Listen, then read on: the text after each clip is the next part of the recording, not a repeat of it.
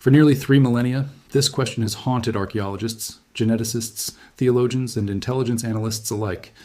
Not because the answer was locked away in some unreachable vault, not because the evidence had been destroyed, but because the answer, when you finally dare to look at it directly, doesn't just challenge history, it challenges identity, it challenges bloodline, it challenges who has the right to claim one of the most contested pieces of land on Earth. And that is exactly why the most powerful forces in the world spent centuries making sure this question was never fully answered. Until now. 10 entire tribes. Gone. Vanished from the historical record as completely as if the Earth itself had swallowed them. Somewhere between the fall of a kingdom and the rise of an empire, roughly 2 million human beings ceased to exist in the pages of recorded history. No graves. No final letters. No monuments. No confirmed descendants. Just silence. 2,700 years of silence. And now, in the age of ancient DNA sequencing, satellite archaeology, and cross-disciplinary forensic history, that silence is finally beginning to crack. What researchers are finding inside that crack is not a simple answer. It is something far more unsettling, because what they are discovering suggests that the lost tribes of Israel did not vanish at all. They transformed, they scattered, they survived, and they are living right now in places that will make you question everything you thought you knew about the ancient world, about identity, and about what it truly means to belong to a people. This is not mythology. This is not religious speculation. This is forensic history meeting cutting-edge science. And the story it tells is one of the most extraordinary survival narratives in all of human civilization. To understand how 10 tribes disappeared, you first need to understand what they were disappearing from and why the world let it happen. Cast your mind back to the 10th century before the Common Era. The kingdom of Israel, under the reign of Solomon, was at its peak. 12 tribes, each descended from the 12 sons of Jacob, a man whose own name had been changed by a divine encounter to Israel, the very name that would define a nation. These were not 12 loose affiliations of nomads. These were organized, politically structured, militarily capable tribal confederacies, each with their own territory, their own leadership systems, their own traditions, and their own deep sense of ancestral identity. Reuben in the east, Simeon in the south, Levi scattered across the land in priestly cities, Judah holding the royal south, Dan along the coast, Naphtali in the north, Gad across the Jordan, Asher along the Mediterranean shore, Issachar and Zebulun in the fertile valley of Jezreel, and Manasseh and Ephraim, the 2 sons of Joseph, each elevated to tribal status, filling out the count after Levi's landless priestly role was accounted for. Together, under David and then Solomon, these 12 tribes formed something genuinely remarkable for the ancient Near East. A unified monarchy stretching from the Euphrates to the border of Egypt, controlling critical trade routes between Africa, Asia, and the Mediterranean world. But here's what history books rarely dwell on. The unification was always fragile. The northern tribes never fully reconciled themselves to the dominance of the southern tribe of Judah and its royal house in Jerusalem. And the moment Solomon died, around 930 BCE, the fracture that had always been lurking beneath the surface tore the kingdom in two. The northern kingdom of Israel took 10 tribes with it. The southern kingdom of Judah kept 2, Judah and Benjamin, along with the religious center of Jerusalem.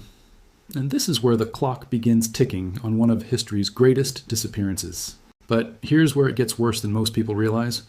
The northern kingdom was not simply politically fragile, it was strategically exposed. Sitting directly in the path of the most militarily advanced empire the ancient world had yet produced. The Neo-Assyrian Empire was not like other ancient military powers. They did not simply conquer territory.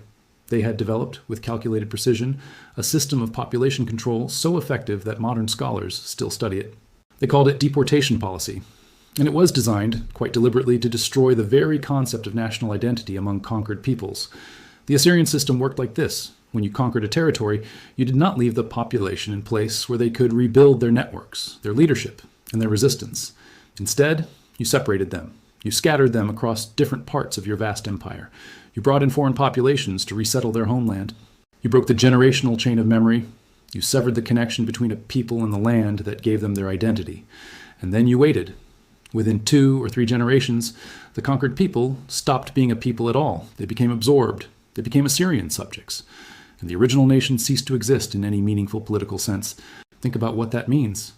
This was not simply war. This was engineered cultural extinction, and it was executed against the 10 northern tribes of Israel with terrifying efficiency. The Assyrian onslaught did not come all at once. It came in waves, each one stripping away more of what the northern kingdom had left. It began with Tiglath-Pileser III, whose campaigns, starting around 734 BCE, cut into the northern and eastern territories, carrying away the tribes of Reuben, Gad, and the half-tribe of Manasseh into the upper reaches of the Mesopotamian plain. This was the first wound. Painful, devastating, but survivable. The kingdom contracted.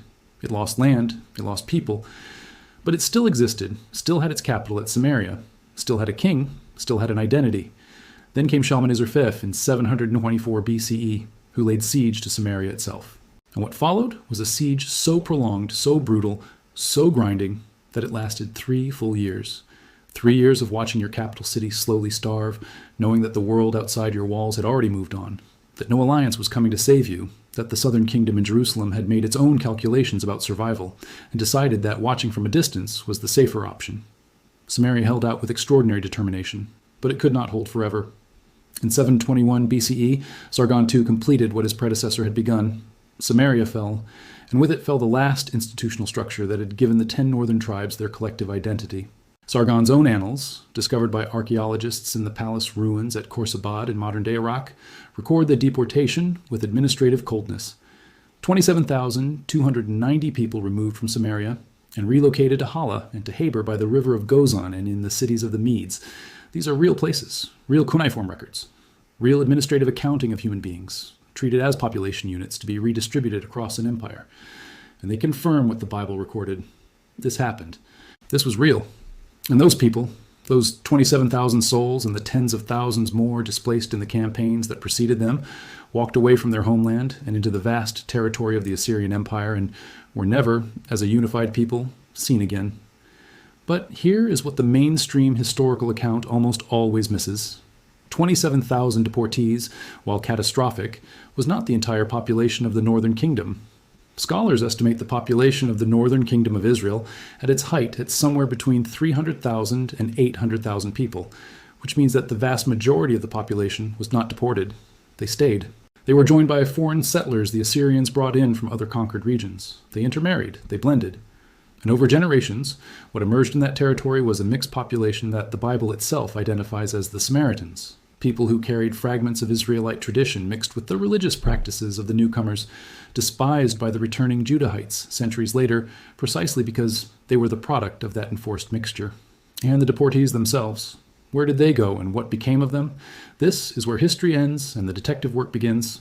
The Assyrian Empire relocated populations with strategic intent, not random geography. The records that survive, and astonishingly some do, show Israelite names appearing in administrative texts from across Mesopotamia. A tablet from Nippur lists men with clearly Hebrew names working as craftsmen and merchants. Texts from the Upper Tigris region show Israelite agricultural settlers managing estates. The deportees were not killed. They were absorbed into the imperial economy. They became farmers, soldiers, administrators, craftsmen in the great cities of the Assyrian and later the Babylonian empires. And then, as empire succeeded empire, as Assyria fell to Babylonia and Babylonia fell to Persia, these communities drifted further.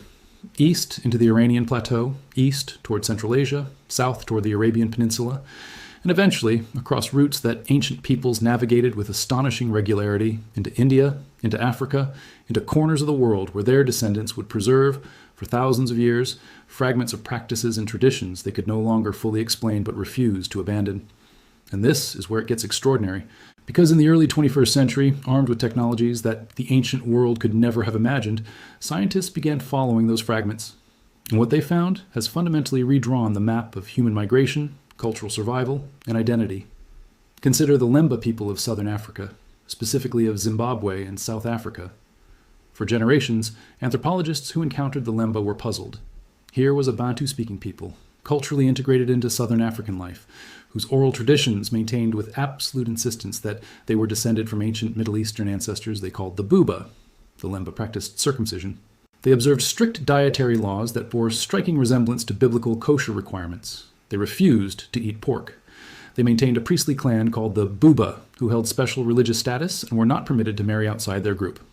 These practices were not borrowed from neighboring Christian or Islamic communities. They predated those influences in the region. They were, according to Lemba tradition, inherited from their Israelite ancestors, who had migrated southward through Yemen and across the eastern coast of Africa. For a long time, scholars were skeptical. The story seemed too convenient, too mythologized, until the genetics arrived. In 1999, geneticist Tudor Parfitt and his colleagues published research in the American Journal of Human Genetics that electrified the academic world. They had analyzed the Y chromosomes, the patrilineal genetic markers passed from father to son of Lemba men, and what they found was staggering. The Lemba Buba clan, the priestly subgroup that maintained the strictest traditions, carried a genetic marker called the Cohen modal haplotype, at a rate comparable to, or in some cases exceeding, that found among Jewish priestly families, the Kohanim in Israel and across the Jewish diaspora. The Cohen modal haplotype is a specific Y chromosome signature associated with the ancient Israelite priesthood, the descendants of Aaron, the brother of Moses. It is found in high concentrations among Jewish men who carry the hereditary title of Cohen, designating priestly descent. And here it was, embedded in the DNA of a people living in southern Africa who had maintained their identity for centuries through nothing more than oral tradition and stubborn ancestral memory. Read that again. A priestly genetic marker, specific to the ancient Israelite religious class, found at high frequency in a Bantu-speaking people in Zimbabwe. This was not interpretation. This was molecular evidence, written in the language of biology, confirming what the Lemba had always claimed. Their ancestors were not African converts to some vague Semitic tradition. Their ancestors had carried that DNA from the ancient Near East across thousands of miles and thousands of years. But the Lemba were just the beginning, because the same inquiry, the same forensic combination of genetic analysis, linguistic study, and anthropological fieldwork was being applied simultaneously to communities on the other side of the world, and the findings were no less astonishing. In northeastern India, in the states of Mizoram and Manipur along the border with Myanmar, live the people known as the B'nai Menashe. This is a community of several thousand people, predominantly from the Mizo and Kuki tribes, who for decades have maintained with remarkable consistency that they are the descendants of the tribe of Manasseh, one of the 10 lost northern tribes. Their oral tradition, preserved in songs and stories, passed through generations before they ever had access to outside Jewish scholarship, describes migration from the ancient land of Israel through the Persian Empire, through Afghanistan, into China, where they faced persecution, and finally into the northeastern corner of India, where their descendants remained for over 1,000 years, practicing fragments of biblical observance, including a form of Sabbath rest, animal sacrifice rituals with structural similarities to the Levitical system, and a harvest festival with unmistakable parallels to Sukkot, the Jewish festival of tabernacles. They had no Torah, they had no Hebrew, they had no rabbi. They had not, until the 20th century, any contact with mainstream Jewish communities. And yet, embedded in their culture, preserved in the amber of isolation, were practices that scholars have identified as too specific, too structurally accurate in their resemblance to Mosaic law to be explained as coincidence or cultural borrowing. In 2005, the Sephardic chief rabbi of Israel issued a formal ruling recognizing the B'nai Menashe as descendants of a lost tribe and allowing them to immigrate to Israel following formal conversion. And they began coming. By 2021, approximately 4,500 B'nai Menashe had made Aliyah, the Hebrew term for Jewish immigration to Israel. Over 6,000 more remained in India, waiting for their turn. The Israeli government had approved a plan to absorb approximately 5,800 more members of the B'nai Menashe community by 2030. These are not abstract claims anymore. These are people boarding planes, people learning Hebrew, people physically returning to a land their ancestors left 2,700 years ago. And this is where everything changes, because the question is no longer simply historical. It is geopolitical, it is legal, it is theological, and it is deeply, unavoidably political. Consider the Pashtun people of Afghanistan and Pakistan. Over 60 million people, one of the largest ethnic groups in Central Asia, whose own oral traditions and historical manuscripts have for centuries insisted that they too are descended from the 10 lost tribes. The medieval text known as the Makhzan-i-Afghani, written in the 17th century, traces Pashtun ancestry directly to a figure named Afghana, grandson of King Saul of Israel. The document is not considered academically definitive, but it reflects a tradition that is centuries old and deeply embedded in Pashtun cultural consciousness. Pashtun elders in the highlands of eastern Afghanistan recount the story of their Israelite ancestry as a fundamental element of identity. Some Pashtun customs bear structural resemblances to biblical practices: circumcision at birth, certain dietary restrictions, the levirate marriage tradition, the practice of stoning as a punishment prescribed in ancient biblical law, the way some Pashtun communities sway during prayer and study, a practice observed among Orthodox Jews but largely absent from standard Islamic tradition. Genetic studies conducted so far have not produced conclusive Israelite markers in the broader Pashtun population, but the research is incomplete. The sample sizes are contested, and the specific subclans that maintain the most intense traditions have not been comprehensively tested. What informed sources in both Israeli academic circles and intelligence communities have noted, and what most mainstream analysis has overlooked, is that the Pashtun case may represent not a single tribal lineage, but a community that absorbed migrating Israelite remnants over centuries, creating a genetic signal that has become diluted across a population of tens of millions, but remains traceable in specific ancestral lineages if you know precisely where and how to look. But here's where it gets worse, in the most fascinating sense of that word. Because the implications of finding living descendants of the lost tribes are not merely academic. They ripple outward into the most explosive political contexts of the modern world. Israel's law of return grants any person with a documented Jewish ancestor the right to immigrate to and obtain citizenship in Israel. If communities across Africa, India, Central Asia, and beyond can demonstrate credible biological and cultural descent from the ancient tribes of Israel, the legal, demographic, and political implications are staggering. The question of who is authentically Israelite suddenly becomes not a matter of ancient history, but of contemporary immigration policy, of land rights, of national identity in one of the most contested territories on earth. The Beta Israel, the Jews of Ethiopia, navigated this question in the most dramatic possible way. Airlifted to Israel in secret operations, Operation Moses in 1984 and Operation Solomon in 1991, the Beta Israel had maintained their identity as Jews for over 2,000 years, in complete isolation from the mainstream Jewish world. No Talmud, no Yiddish, no connection to the Ashkenazi or Sephardic traditions that dominated world Jewry. Just the Torah, their priestly caste called the Kassim, and an oral tradition that traced their origin to the tribe of Dan. Genetic studies on the Beta Israel have produced complex and sometimes contradictory results, with some researchers finding Semitic genetic markers and others finding predominantly East African profiles, suggesting a community that originated as an early Israelite or Jewish settlement and then drew in converts and intermarried with the local population over 2 millennia. But their absorption into Israeli society, their service in the Israeli military, their integration into Israeli civic life, all of this happened. Over 140,000 Ethiopian Jews now live in Israel. Their presence is a physical, living consequence of the lost tribes, question reaching into the present tense. And what most people are not seeing is the deeper pattern underneath all of this. Because when you look at the communities around the world that carry credible claims of Israelite ancestry, when you map them geographically and trace the roots their traditions describe, what emerges is not a random scatter of mythology, but something that looks remarkably like a structured migration pattern. A pattern consistent with what we know about ancient Near Eastern trade routes, with what Assyrian records tell us about where deportee populations were relocated, and with what genetic and linguistic archaeology is now beginning to confirm. The deportees from the Northern Kingdom who went to Media, the ancient region covering much of modern-day Iran and parts of Central Asia, would have been positioned in exactly the right geographic corridor for their descendants to migrate eastward into Afghanistan and northern India over subsequent centuries. The ancient Silk Road, which connected Mesopotamia to China through precisely this corridor, was not just a route for silk and spice. It was a route for people, for refugees, for communities carrying their traditions eastward away from one empire's collapse and into the territory of the next. And along that route, in community after community, you find the fragments, the Hebrew loanwords embedded in local languages, the dietary practices with no local explanation, the ritual calendar with an uncanny resonance to the biblical agricultural cycle, the priestly clans maintaining separation from the general community, the circumcision, the lunar calendar, the harvest festivals, the stories of a great king, a great temple, and a homeland across mountains and seas that the elders say their ancestors were forced to leave.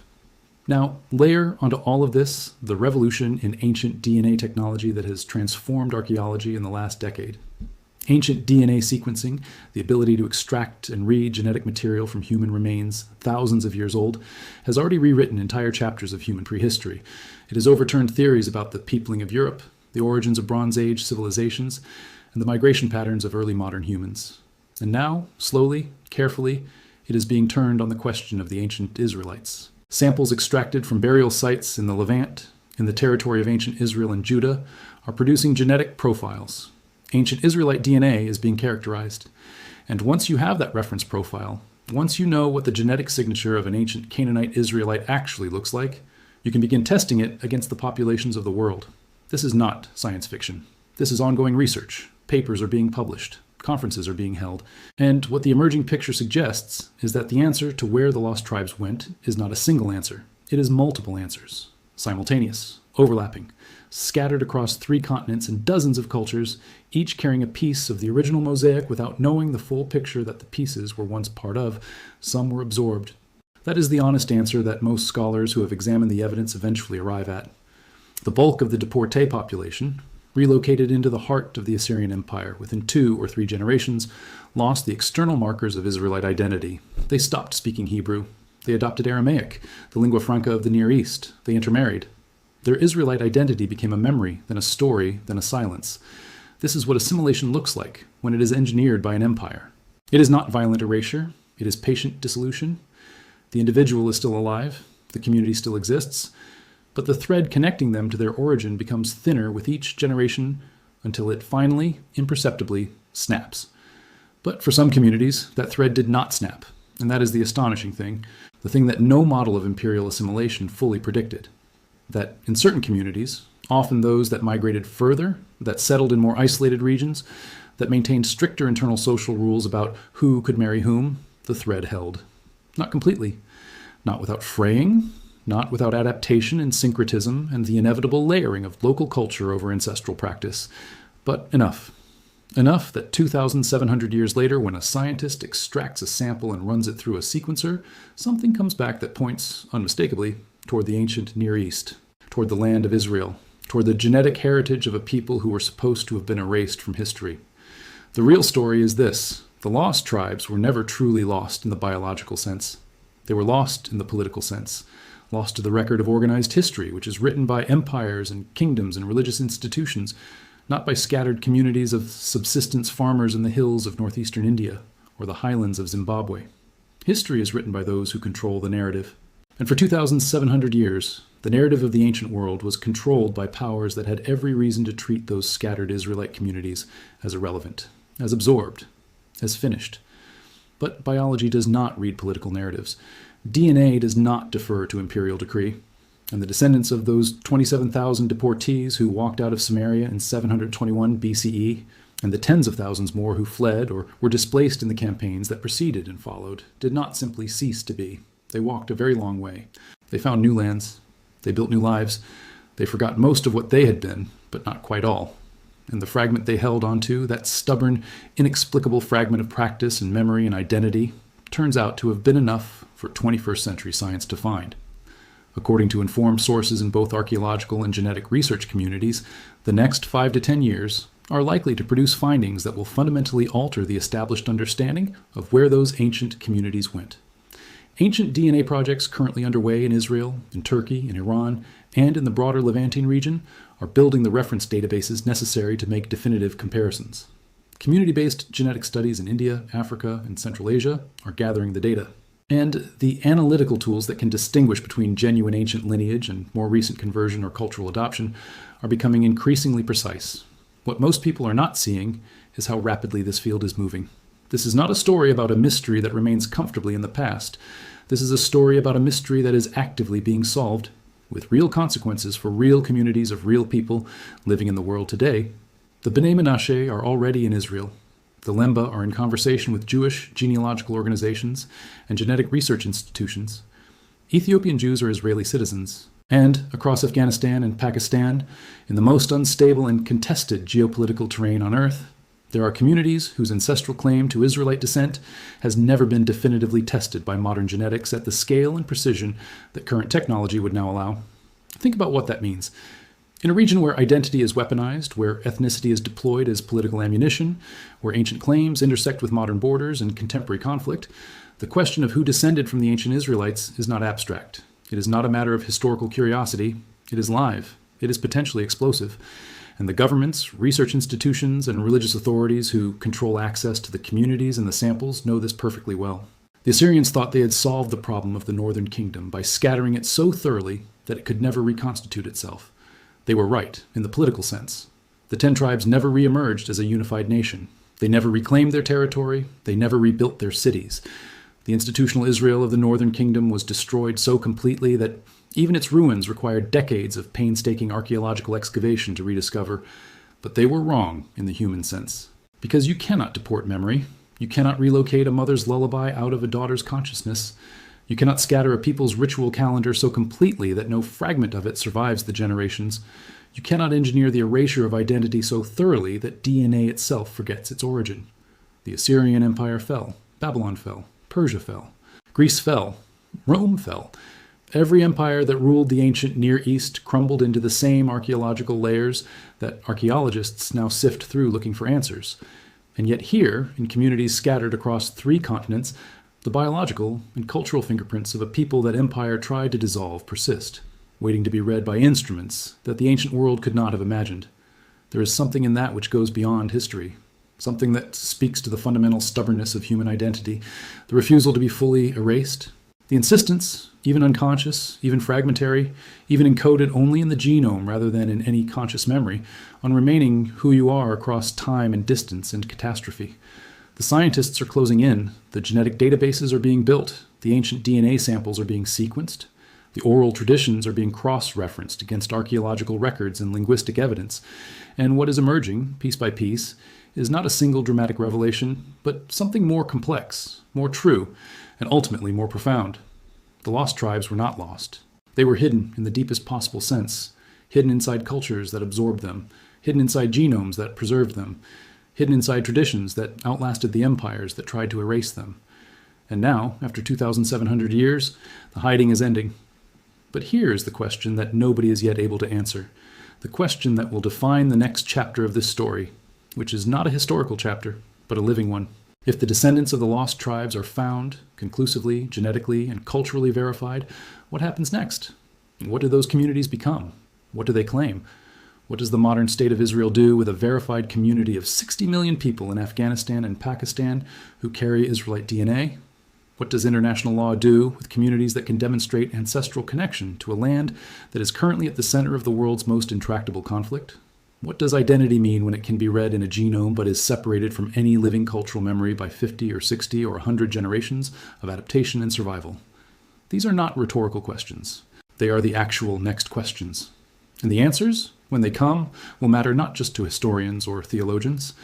They will matter to the geopolitics of the Middle East, to the demographics of South Asia, to the self-understanding of communities from Africa to India who have spent generations being told that their ancestral claims were mythology. The mystery of the lost tribes of Israel was never really a mystery about where 10 groups of ancient people went. It was always a mystery about the limits of erasure, about whether an empire, however powerful, can truly destroy a people's sense of themselves, about whether identity survives when all its external institutions are removed, about what happens to a people when they are stripped of their land, their language, their records, and their political structures, and sent into the world with nothing but their memory. The answer, written in DNA and ritual and oral tradition and genetic haplotypes, appears to be this: they survived, scattered and transformed and sometimes unrecognizable, even to themselves, but biologically and culturally present in ways that science is only now beginning to read. Somewhere in the hills of northeastern India, an elder practices a harvest ritual that predates his own religion by 3,000 years and does not know why.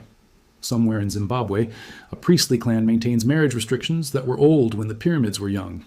Somewhere in the mountains of Afghanistan, a man touches his forehead in a particular direction during prayer, and his neighbor tells him that is what his grandfather's grandfather always did, and his grandfather's grandfather before that, back to a time before the mountains had names. 2,700 years of silence. And now the evidence is speaking, not loudly, not with the clarity of a final announcement, but with the steady, persistent voice of science closing in on the truth.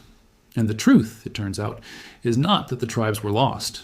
The truth is that history was not yet equipped to find them. Until now, the mystery is not solved.